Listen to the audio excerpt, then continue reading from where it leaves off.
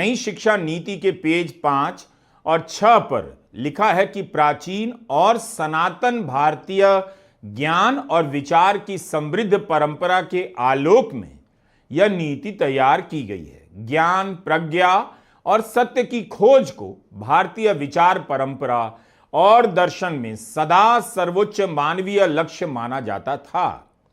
प्राचीन भारत में शिक्षा का लक्ष्य सांसारिक जीवन अथवा स्कूल के बाद के जीवन की तैयारी के रूप में ज्ञान अर्जन नहीं, बल्कि पूर्ण आत्मज्ञान मुक्ति के रूप में माना गया था। तक्षशिला, नालंदा, विक्रमशिला और वल्लभी जैसे प्राचीन भारत के विश्व स्तरीय संस्थानों ने अध्ययन के विविध क्षेत्रों में शिक्षण और शोध के ऊंचे प्रतिमान स्थापित किए और विभिन्न पृष्ठभूमि और देशों से आने वाले विद्यार्थियों और विद्वानों को लाभान्वित किया।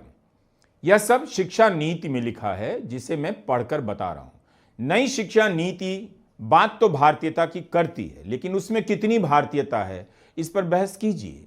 नई शिक्षा नीति के पेज नंबर 58 पर लिखा मिला कि एक समग्र और बहुविषयक शिक्षा जो कि भारत के इतिहास में सुंदर ढंग से वर्णित की गई है, वास्तव में आज के स्कूलों की जरूरत है, ताकि हम 21वीं शताब्दी और चौथी औद्योगिक क्रांति का नेतृत्व कर सकें।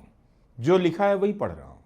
चौथी औद्योगिक क्रांति की अवधारणा कहां से आई? विश्व आर्थिक फोरम की यह भाषा है।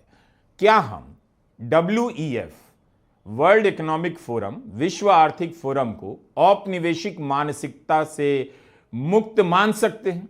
जो कॉरपोरेट ढांचा है